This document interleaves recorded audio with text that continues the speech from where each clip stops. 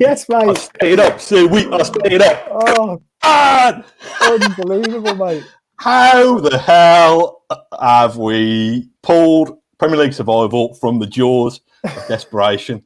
How's it happened? I've got no idea, mate. To think that we were here a week ago talking about, that's it, we're done. Man United battered us. We need 7 or 8 points. We're never going to do it. We've survived by the skin of our teeth. 1 point. I'll tell you what, it was never going to be easy, was it? What an Aston Villa way to do it. What a so very, very Aston Villa way to do it, you know.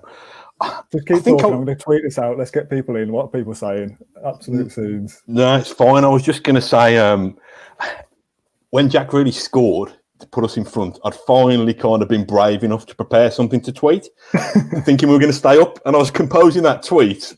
As I did that, ball loops over Pepe Reina, off whose boots should it deflect? Just couldn't make it up, could you? It's just crazy. It's just crazy. And, you know, we've kicked him along the way, and we've moaned about the recruitment, and we've moaned about Dean Smith's tactics, and we've moaned about, you know, whether the players have had the character or the quality. And regardless of what's happened this afternoon and what will happen this evening and the celebrations that will follow or the big sigh of relief that will follow, there still will be an inquest because we expected Villa to do better. But by hook or by crook, they've managed to get us over the line. You know, 4 games unbeaten, 2 wins and two draws from the last 4. Our best form of the season, I think. Well, bring it on. You know, let's like I said, let's kick off tomorrow. Let's actually no, let's recruit a few more a few better players and kick off tomorrow. Oh, damn. It's nice to see Jack score as well. Out of all the people to do it, it's a great goal. I mean, keeper probably could have done better, but it just had to be him, didn't it? Whatever happens, I think the Jack Grealish saga will drag on for a few more weeks or these days. Whether he goes, kind of irrelevant at this point, and not one for us to discuss minutes after we've just stayed in the Premier League. But nice to see him run off and celebrate, and the pictures that will come off the back of it, just elation. It's nice to see, isn't it?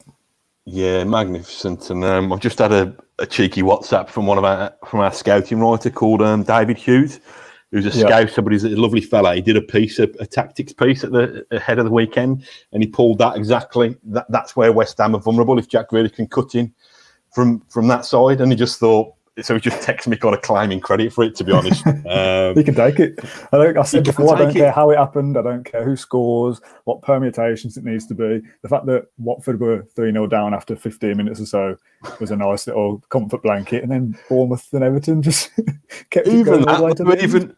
Even Watford, kind of, even Arsenal racing into the lead. We couldn't just the fates couldn't just give us that, could they? They've got to get Arsenal clawing it back.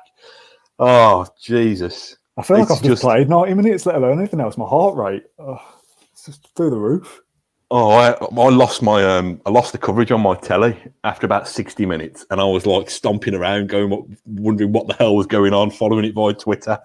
Then realised I could watch it on my laptop, so that brought a little bit of normality. But yeah, I mean, it was again, I suppose it was a pretty well executed game plan, wasn't it? Up until the deflection over Reina, because Villa were patient. You know, I'd love to have known what Smith said at half time, because it was still kind of so much in the balance then, and it's always a difficult mentality when you tell people a draw will be enough.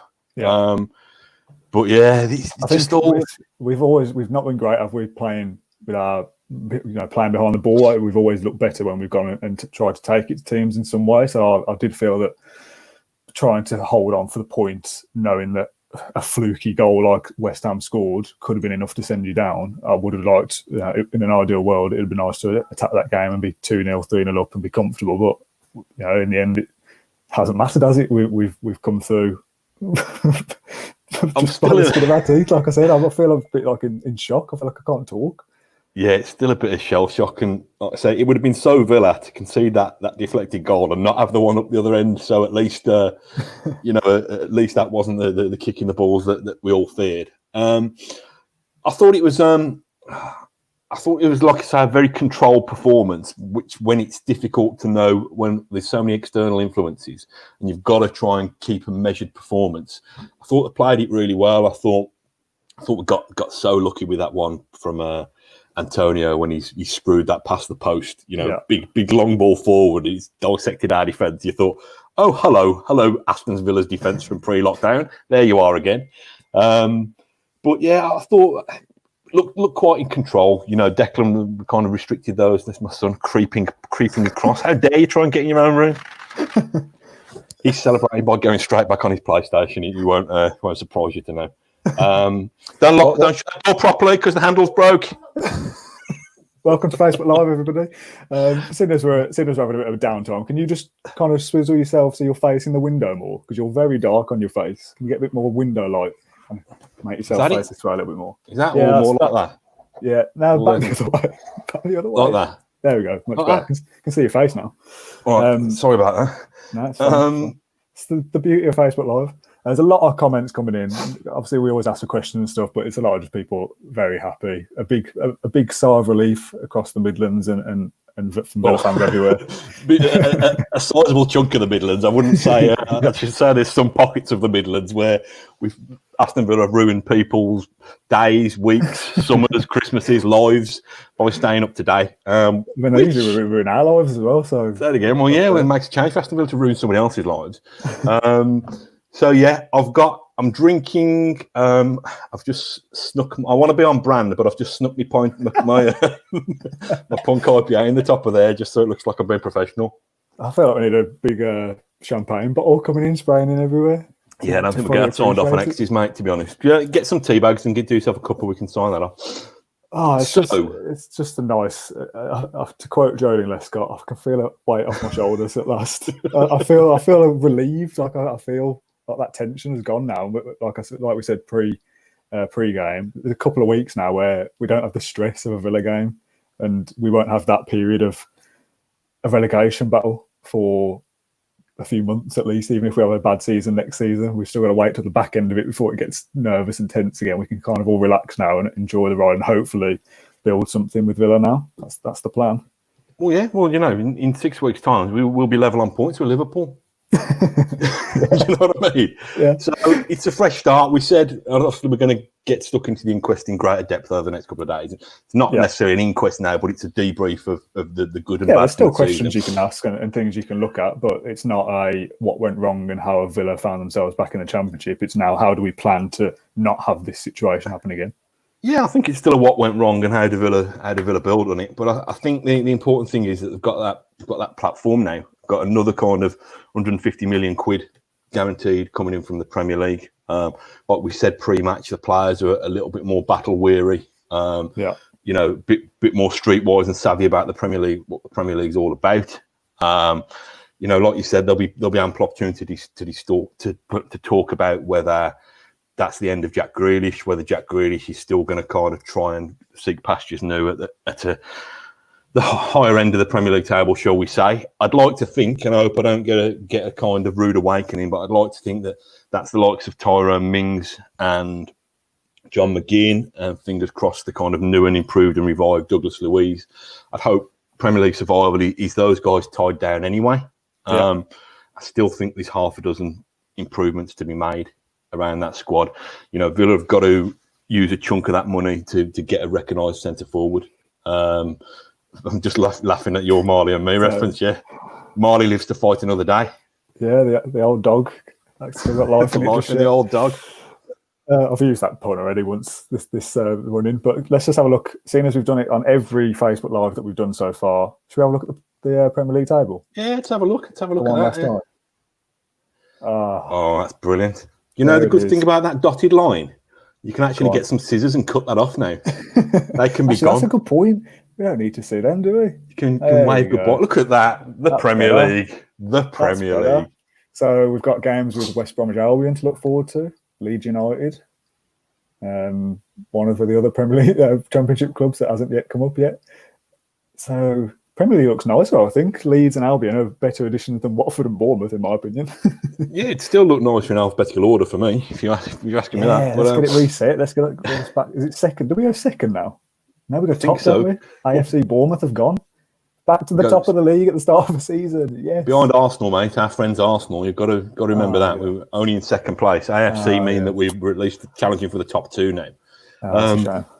I thought Bournemouth were going to be the kind of party poopers again, having beaten us twice somehow this season. I mean, that must be a gutting situation for them to win on the last day against the odds a little bit against Everton and still not be enough to stay up. But yeah, there must be kind of 5,500, 6,000 Bournemouth fans or whatever they get each week. They must be crying into their cherry B at the moment. So bit of sass there from you. Yeah, you can give it big, can't you? You can give it big for a couple of months. We gave them 6 before points. You kind of crawl back under our rock again. Yeah, we gave them 6 points. If it wasn't for that, we would have been safe weeks ago. So exactly, be great for Bournemouth. There's a couple of comments coming in. They're coming in very fast. So I've scrolled past them, or it's scrolled past for me, saying, "Oh, you've stayed up." Here we go. Here's one. Goal line technology save Villa. Oh, boo-hoo! One poor decision, as if that's the only thing. Who cares, man? These things happen in football, don't they? Yes, if that was the other way around, we'd be fuming. But we've been on the receiving ends of bad decisions, VAR decisions against Palace, just to name one. The Arsenal game away. Any Villa fan will know that we've had our fair share of bad decisions, bad refereeing decisions, not just this season, but over the years of supporting the club. Things go our way for a change. It swings and roundabouts, isn't it? Sometimes things go your way, sometimes they go against you. What's kept Villa up is that we've managed to get 8 points from 12 in the last 4. That's what's done it. Not a rogue point against Sheffield United. And Peterman, Rob, to probably make better life choices than just coming on to... Why would you, if knocking Villa is your thing, come onto this particular platform at this particular moment? There's been plenty of scope all season long where you can come in and kind of, troll us with anti-Villa stuff.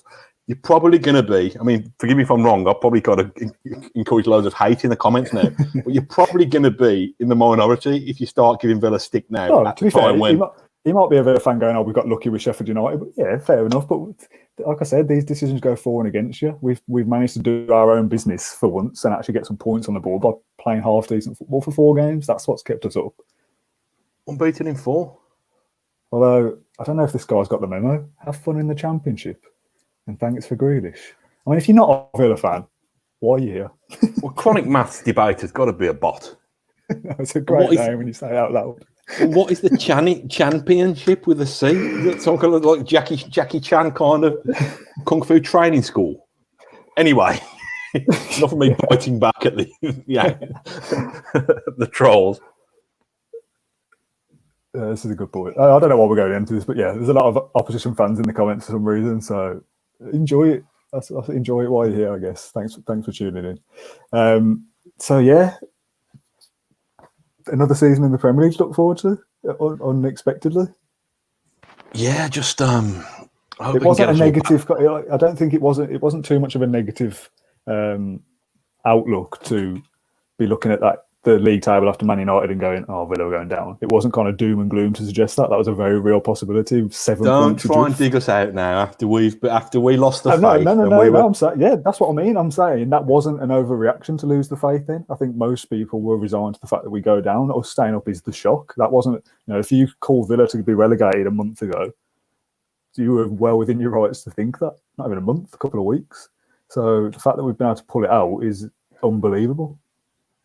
Do we think this now kind of puts to bed the Dean Smith out talk? He's the man who has, and I'm sure he'd be the first to admit when he goes into his own debrief that these things he could have done better. But he's the man who has managed to deliver Premier League survival and that £150 million pot of cash and that pride that Aston Villa fans feel that the team is rightly still in the top flight. I think. We were saying kind of previously, Villa had gone down. He's the perfect man for the Championship. Is he now not the perfect man for the Premier League? A battle-hardened Dean Smith who will learn and who will possibly have a greater say in recruitment next time. I think that Dean Smith has delivered 2 big things for Villa now. And people say, "Oh, he's saying it because he's a Villa fan," but he's delivered promotion and he's delivered a season, albeit a roller coaster, more twist than Spaghetti Junction season of what's the word? What's it doing? Consolidation. Nice.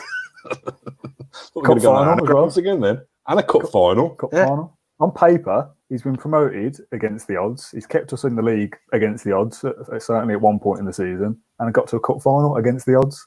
And that's with having a squad that we've. A lot of us have said that isn't good enough, really. We've got 13 or 14 decent players, 2 or 3, good Premier League quality players, and then after that, you're struggling for depth. So really, as much as opposition fans will look at it and go, "Oh, you spent 140 million, yeah, you should be staying up."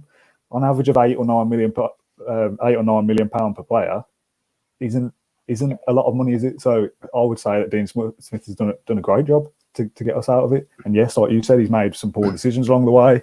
There'll be things you could look at in game where we've made the wrong subs or whatever it is. But at the end of the day, he's the guy that's kept us in the Premier League. So yes, you might be able to make a case that he isn't cut out to be a Premier League manager in the long run, to be to get mid-table or Europe or whatever it is as far as you want to go up. But in the here and now, Dean Smith with his players and this season of learning what it takes to be a Premier League manager, I think it'd be a crazy decision to sack him now. I don't think it's even on the agenda. No. Anyway, if they wanted rid of Dean Smith, they'd have got rid of Dean Smith with 6 games to go when we're all, probably after that Wolves game, when we're all getting super edgy about things. And I think the story broke that they were going to give him till the end of the season and he was the man and stuff like that. So having shown him that faith and having had that faith repaid, it's now, the turnaround time is frightening, really, in terms of getting Villa back up and running and making Villa even more Premier League ready and even more Premier League competitive. We're talking about 6 weeks, I think. There's a lot of work to be done. There's so much potential business to be done because it's the centre forward for me, and it's still the wide attacking areas. And I think obviously Trezeguet's stepped up in terms of goals in recent weeks. I still think Villa need to be better than Ali Samata and Keenan Davis in centre forward areas. Yeah. Will a fit and firing Wesley? Is he Premier League class properly? We'll certainly get more of a chance to see him, I think. But in the wide areas, I think Trezeguet and El Ghazi. I think both of them are decent options from the bench, but I'm not sure they should be starting in the Villa Premier League 11. The left back area, I'm probably being harsh on Matt Targett. I'm probably going doom and gloom when people just want to celebrate. But I thought Matt Targett at times, considering he's one of the few who has got Premier League experience, probably want a little bit more. And Neil Taylor's not the man to challenge him for a bit more. So, there's 3 or 4 positions off the bat, really. Goalkeeper? What happens with goalkeeper? We've got 3 or 4 on the books. What happens with that now? Well, Tom Heaton's your man, isn't he, I suppose? But you've got to get him fit. Forgot about him. You've got to get him fit first. So, like I said before we started, it was 12 or 13 signings last summer. I think it's still going to be half a dozen. It depends who you let go. Well, yeah. Because the obvious one is Jack for a start, so that's 1 position less. But if, like we were saying earlier, you hope McGinn stays, you hope Louise stays, Mings. If any of those 3 do bring in a 60 million bid for Man City or something stupid, then they'll need replacing as well. Anyway, we can worry about that. We can worry about that another day. How did you experience today's game, Dan? Did you have the 3 screens on in the end or not? Well, we had Villa on TV, obviously. I had my works laptop with me with TweetDeck, so automatic tweets just keep coming in from all the clubs that I follow, and BBC Sport, Premier League, whatever. And we also had with Arsenal. When that went 3-0, we were like, oh, that's done now. Put Bournemouth on, so it was kind of one eye on Bournemouth, one eye on Villa, and one eye on my laptop as well, keeping up with what Twitter was saying, which a weird experience. I feel like I got a headache from being kind of so stressed out and watching so many things at once, but it's draining, isn't it? It's exhausting, this relegation scrap thing. I cut off communications with most people during the game. I noticed no text from you this week. I didn't want to kind of jinx it. I didn't want to get embroiled in any kind of premature celebrations. I did a couple of tweets that I deleted. When Watford first conceded, I quote tweeted it with like an always emoji or whatever it was, and I was like, oh, it's only 1-0, things could still change. And then I did a tweet at half time saying if we can learn one thing from the madness of the Championship on Wednesday, it's that Nottingham Forest were 6th on Boxing Day up until the 92nd minute on Wednesday. They were 6th. They were in the top 6 the whole time and dropped out. So things can change massively in football. So I didn't want to be too cocky and and arrogant and get anything out there. I said I'd lined up a tweet pre-game. Shall I play the video that I've queued up? Go on then. My fancy system. There's this clip back in December. I don't really know why we were so rude, really, because Jack Grealish knew all along we'd be fine. And keep Villa up. I mean, that's Villa up. That will happen. it's unthinkable Villa going down for you. Yeah, no, that won't happen. I love that little pause at the end. Just that little smug smile on his face. Jack knew in December we'd be fine. I don't know what we were worried about. Yeah, he knew that in the last 7 or 8 minutes of the season he was going to score a goal at one end to send us all into raptures, and then 35 seconds later he was going to deflect one over a flailing Pepe Reina. But it wouldn't matter. It wouldn't matter. He knew. I don't know what we were worried about. He knew. It's mad, isn't it? It is mad. It doesn't feel quite real yet. How did your experience of the game go in terms of watching it? Did it feel like it dragged on? Did it go quickly? Because I saw a lot of people saying, "Oh, this is so much worse than the playoff final last year in terms of nerves." How did you feel about that? Yeah, I think it's different to the playoff final, because as a playoff final, you're there, you can chant, you can rant, you can do all that. Whereas, I don't know. I think my wife and my sister, my wife and my daughter, were watching the Durrell. Is it the Durrells or something like that? Some rubbishy program in the other room. So every time I screamed too loud, they kind of came in and told me to shut up. So just me and my son just kind of silencing each other, just so we didn't jinx it, basically. And, I'm trying to shed a little bit of my puppy fat at the moment and lose some of the weight I've put on in lockdown. So I was just having to eat kind of low-fat popcorn rather than reaching for chocolate or crisps. So boring. But we got through it. Well, my dad celebrated quite big, quite a big celebration when Jack scored. And he was like, "Oh, that's it. We've done it now." And I was like, "Ooh. Steady on, like, whoa, Dad! There's still Who's the grown up here? There's still 7 minutes left yet. Anything can happen." And then literally within 60 seconds, we're back to 1-1. It's okay, here we go. Obviously, we knew the whole way through, didn't we? A point would be enough, regardless of Bournemouth. But it's such a horrible position to be in. You know, when you just say that before the game, "Oh, a point's enough. That's fine." But when you're 0-0 for 80 minutes or whatever, and know that a horrible decision or a fluky West Ham goal literally sends you down there and then. It's a really nasty position to be in, so it is relief. Yeah, I think it seemed to me, perhaps I've got my kind of Villa spectacles and Villa headphones on, but it seemed to me like the commentators wanted us to do it today. Glenn Hoddle didn't really annoy me. Maybe it's just me, but it seemed like him and Darren Fletcher were kind of, I don't know, rooting for us a little bit. Now, whereas Sky... Go on, sorry.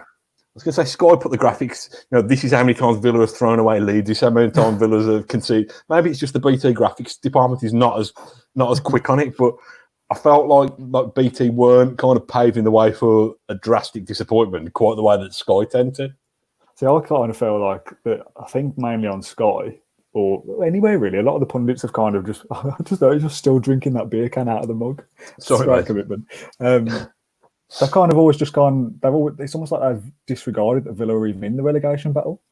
It's almost like, oh, well, Watford have done this for Bournemouth. That means this. It's like, well, hang on, Villa are still well in this up until the final day. It's like everyone almost assumed that Villa would be okay for some reason because West Ham had nothing to play for. And I don't know, it's weird. It was almost like, I agree that there wasn't much talk about, oh, Villa have done this, Villa have done that. Almost like they knew we'd be fine for some reason. It was a strange stance for them to take, being as what was it? We've been in the relegation zone since February, until Tuesday night. Yeah. So we've been favourites, one of the favourites to go down for months.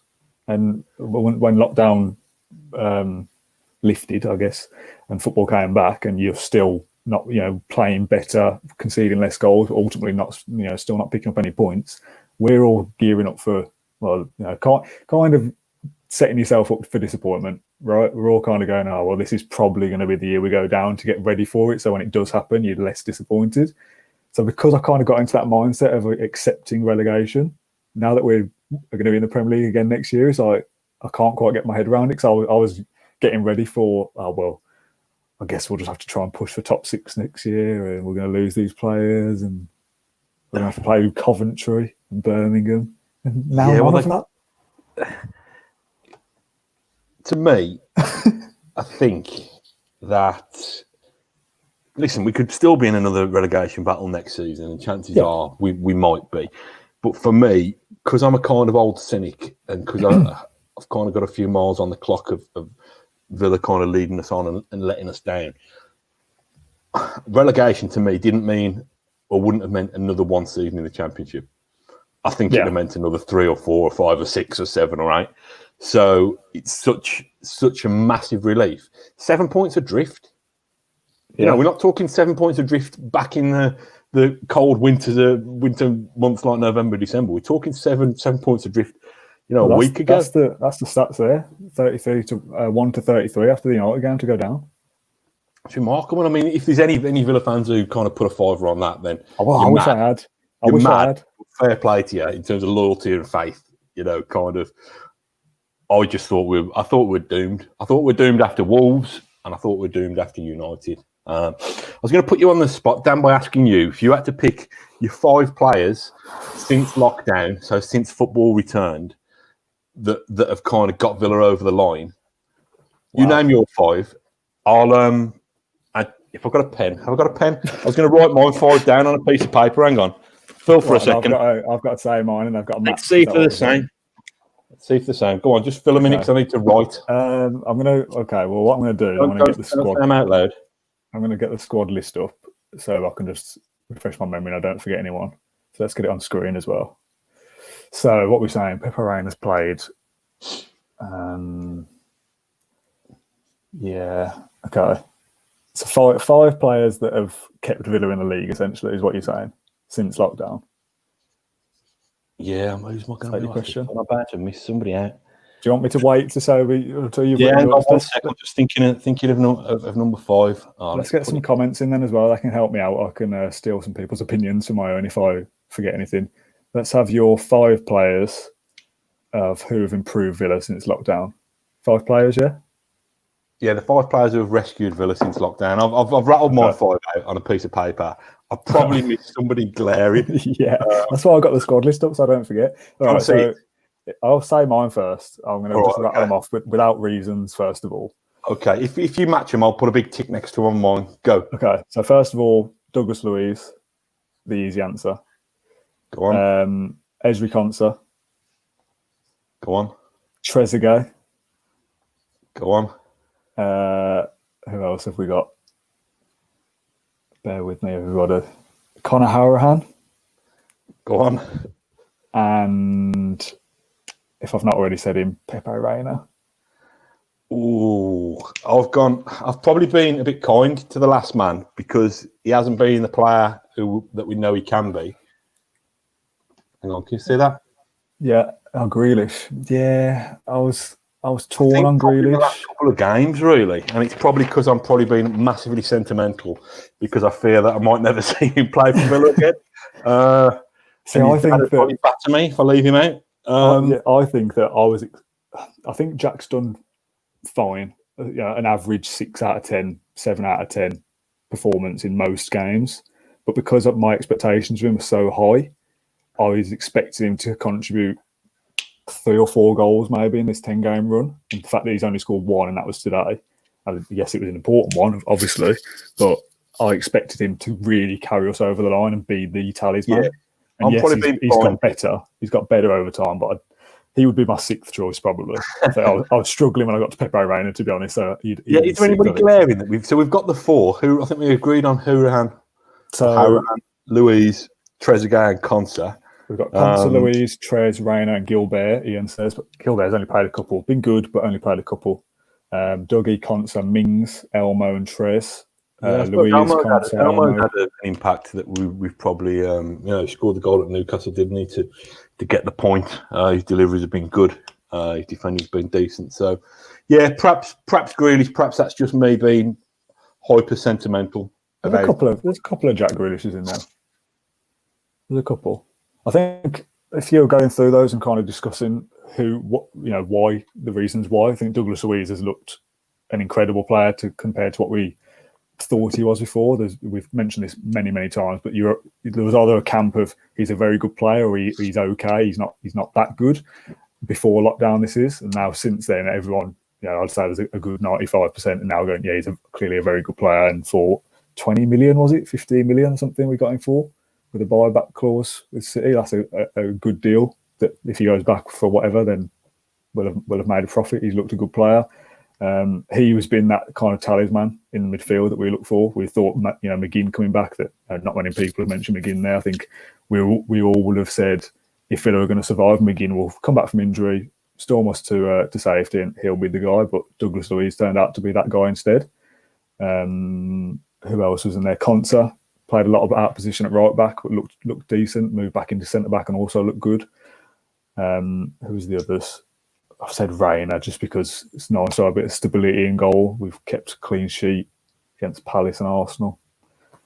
Nothing spectacular really, but solid enough. And I've said when I was doing these little edits over the last couple of days, I looked back through some old episodes, and there was an episode where I said I'd never want Pepe Reina to play for us again.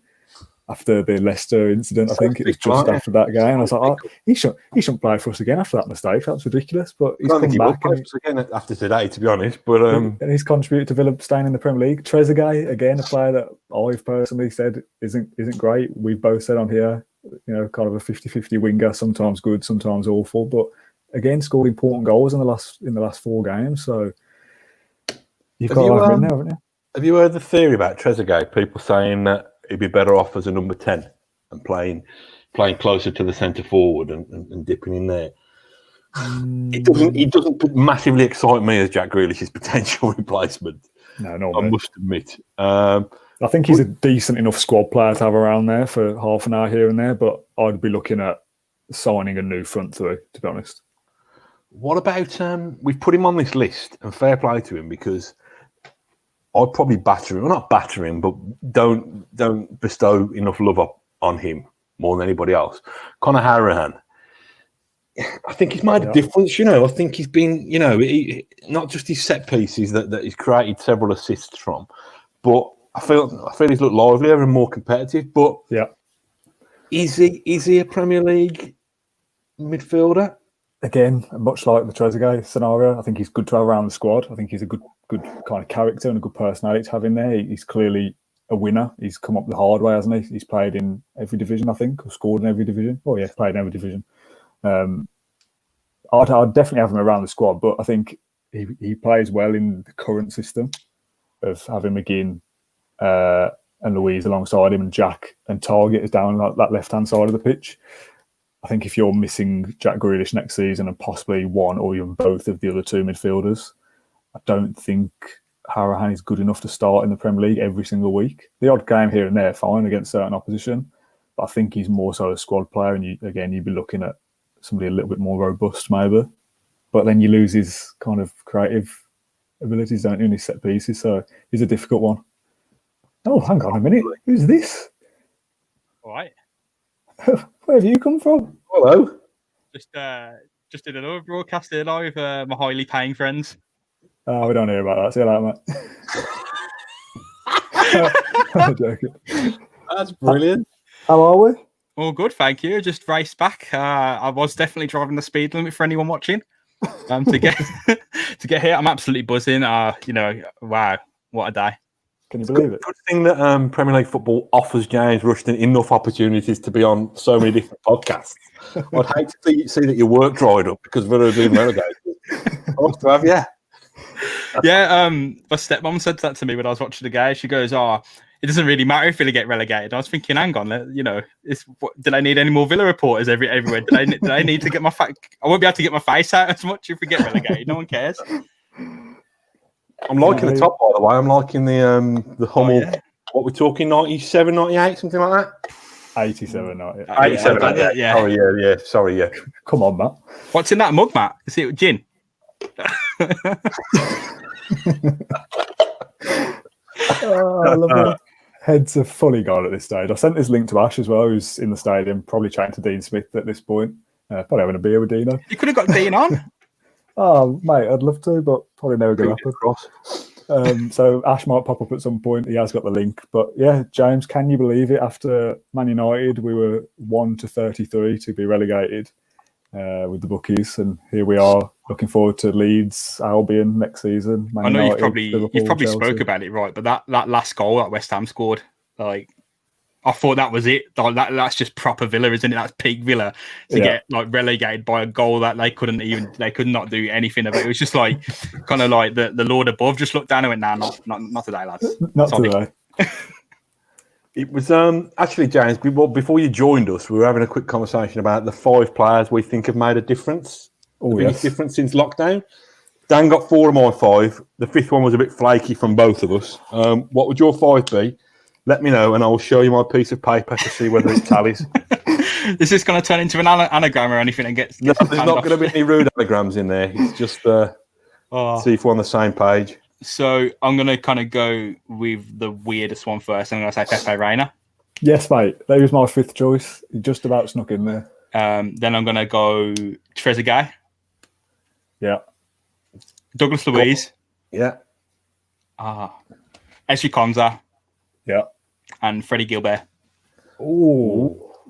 Gonna be left field with his right field choice towards the end. There's a couple of comments saying Gilbert actually he didn't make mine just because he's been good since he's played, but he's only played a couple. So trying to see Matt Harahan. No, Harahan's a really good one, and I've done him a disservice there. I'm really sorry. We both said Harahan for the. I didn't say Grealish as well, did I? Bloody hell. Yeah, we were a bit debating. That's a good sign, though, isn't it? Grealish. We weren't sure about Grealish because I think he's really kind of stepped up against Arsenal, and obviously this afternoon he scored his goal. But you're right, it is a good sign. If we could pick different, between us, we've probably named about 6 or 7 names there, which is more in keeping with the team game than if we'd have put Jack Grealish 5 times on that list like we would have done back in January. I think if this was pre-lockdown, or post-lockdown, sorry, but pre-football coming back, and we were saying, right, here, we need 5 players to step up here for Villa to stay up. Who are those 5 going to be? You'd have said Jack, Grealish, John McGinn, Tyrone Mings as a 3 straight off the bat. And the fact that they've all contributed to Villa staying up, obviously, but the fact that between the 3 of us and between a lot of the comments that came through, most of those names weren't even on the list, shows that we have been able to find a kind of second gear of players contributing that we didn't realise would happen. Douglas Luiz probably wouldn't have been on many people's list before. Trezeguet certainly wouldn't be on anyone's list, I don't think. So it's nice to have other people contributing for a change. What a nice sign that a squad game has us. You can rely on the squad. I know, yeah. Well, it's been like it for so long that we're used to 2 or 3 players doing all the work for us. So yeah, well, we might have to test that theory when the transfer market gets properly up and running. So let's be grateful we've got players who have stepped up. Right, another one. What is this? Is this the quiz? No, I'm just checking. Another one. 3 turning points during the season. Wow. The whole season? Yeah, the 3 biggest moments. Was there? Did we play games before lockdown? I can't remember. We've got to narrow down to lockdown. My memory doesn't go back that far. All right, during lockdown then, the 3 biggest moments. Oh, that's too short. Straight away, you've got to have the elephant in the room, the VAR decision with Sheffield United. Yeah, I've seen the banter accounts, the betting accounts, going all in on it. Yeah, I don't care. Honestly, I don't care. You weren't there. You weren't real ones. You weren't riding with us when it happened against Crystal Palace. You weren't there with the handball against Arsenal. You weren't there when Mings got done for the handball against Leicester. Yeah, it's swings and roundabouts, isn't it? We've already said it before you came on. Sometimes you get your luck, sometimes you don't. It's one of those, isn't it? I feel worse about it. It's terrible. That was against Bournemouth. It wasn't. We gave Bournemouth 6 points. Bournemouth's season, no offense to them, entirely built on our mistakes. So that's their fault. Sorry. 2 other turning points since lockdown. I think Trezeguet finding his shooting boots. So what have we got there? Pepe Post. Oh yeah, of course. And what for attacking Pearson? I don't know why. Yeah. You must have battered someone. I led. You must have done something in the edge. This is live. Yeah, we don't get to cut these nonsense pieces out. Someone says VAR Arsenal Crystal Palace. Let's be a bit more specific. VAR Arsenal. I suppose Crystal Palace. The with Sacco was a big moment as well, wasn't it? Because that would have completely knocked the stuffing out of us if Palace had been given that goal. Yeah. So that was a big one. Goal, that's right. Arsenal hitting the post. Yeah, those are the 3 since. Yeah, they're the ones I think. Yeah, no, I agree. I think We got some guy saying Jack Grealish should come to Tottenham, and I'm like, give us at least 2 hours like before you start. No, can we stop the typical Birmingham Mail trying to sell Jack Grealish again, please? We've got this geezer in the comments trying to like auction him off. Yeah, let's get him back to. He's in London at the moment. Let's get him back to Birmingham first. Yeah, I think I know you've joined late, James, but we've gone for 40 minutes already. I don't know how much more we can go into. That's all right. A lot of people are starting to ask, like, who should we buy and who do you think will go? And we've said we're going to do a proper kind of sit-down podcast for an hour or two. It might be 2 parts, whatever, and go through the season as a whole and look ahead. It's not the time for that at the moment. It needs a bit more research and a bit more planning to say this is what's happened and these are the positions we need to look at. Everything's just a blur at the moment. I for one can't quite believe that we've done it. Still, I don't think I'll get used to the fact that we're still going to be enjoying the Premier League next season. Or enjoying, I don't know whether I've enjoyed today or not, but we're still here. Do you know how much of a blur it is? Just after the final whistle, I went and moaned at one of our lads, one of the colleagues, and I said, "Change the score. You've put West Ham 1, Villa 1." And he was like, "It was." I was like, "I thought it was 0-0." My head scrambled. He's like, "What are you going on about?" I said, "Just leave me. Just as you were. Just leave me." So crazy week, crazy day, crazy season. There's no other way to analyse it, is there, at this stage?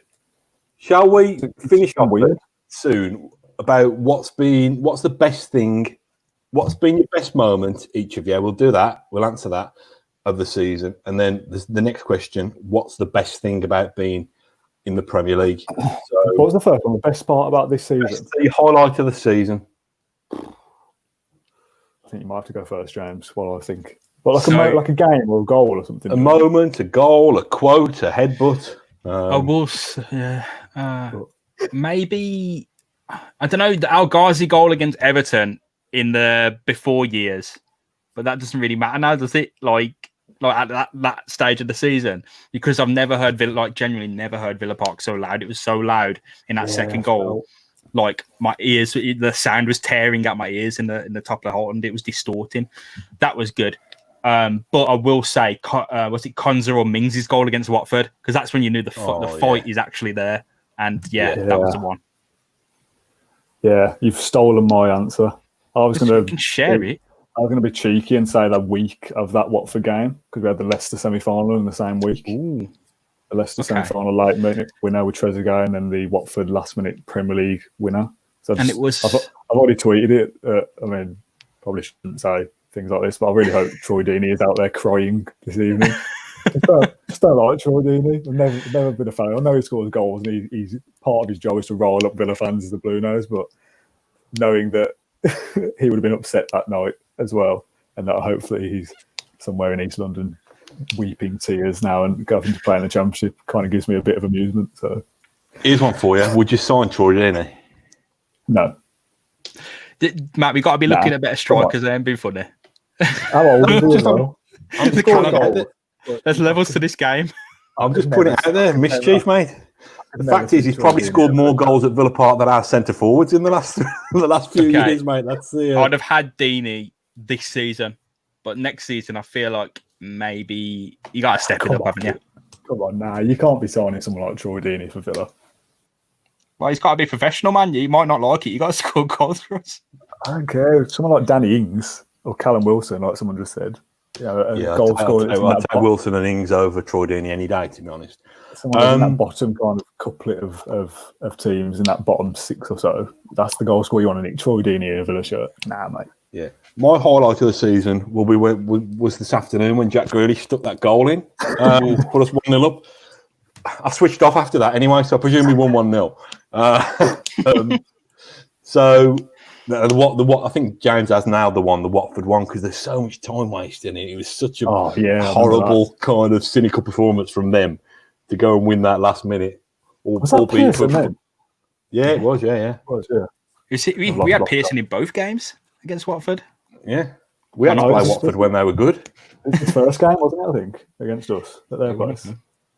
One of our worst games, but that's a turnaround. So the best thing about being in the Premier League is actually being able to use your resources. Like you don't have to. Actually, no, scrap that.